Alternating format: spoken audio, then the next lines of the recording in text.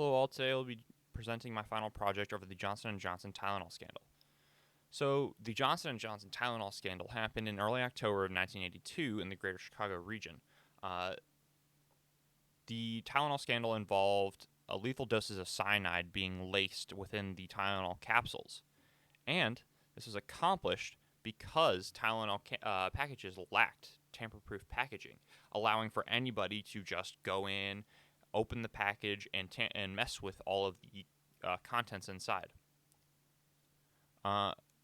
Some of the issues at hand regarding this case, negligence is one that comes to mind, even though the case was settled out of court,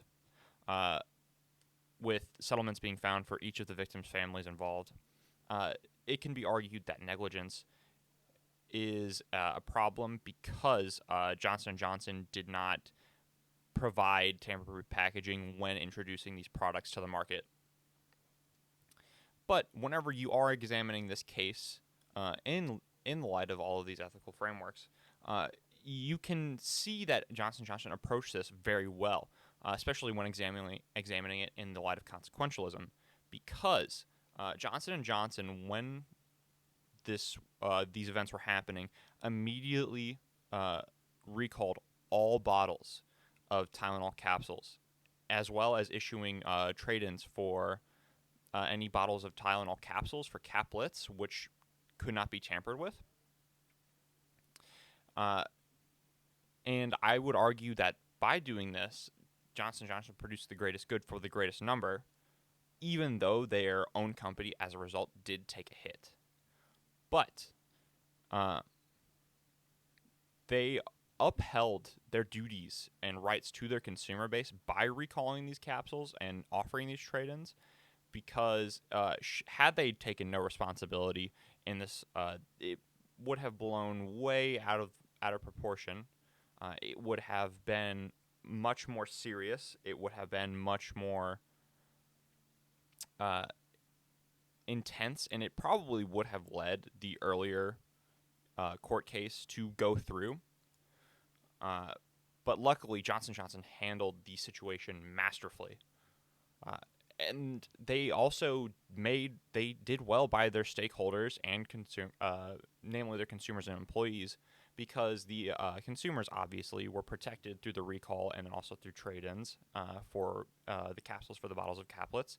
But their employees also were protected because through Johnson & Johnson's efforts to make a rebound within the market, which they following these deaths, their hold in the market dropped from the 35% down to 8%, but later rebounded a few years after this, rising back up to a 35% and rising back up to its former title as America's most loved over-the-counter medicine.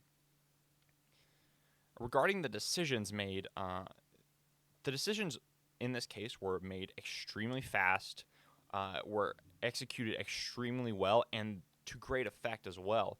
An article written soon after this case praises Johnson & Johnson for their wonderful handling of the situation, saying that should anything happen after this, Johnson & Johnson will likely come out on top. And they did.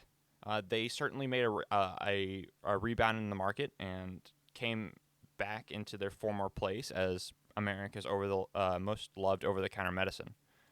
And some of the outcomes for this corporate scandal are the tamper-proof packaging, which came into effect for all consumer products, all consumable consumer products, as well as the Tylenol bill, which is a bill that Congress passed that made it a federal felony to tamper with consumer products, as well as a sort of how-to for corporate scandals, because Johnson & Johnson is still regarded as some of the best handling for a corporate scandal,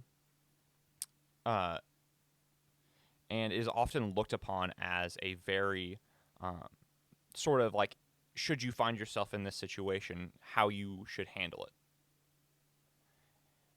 And that concludes my presentation over my final project.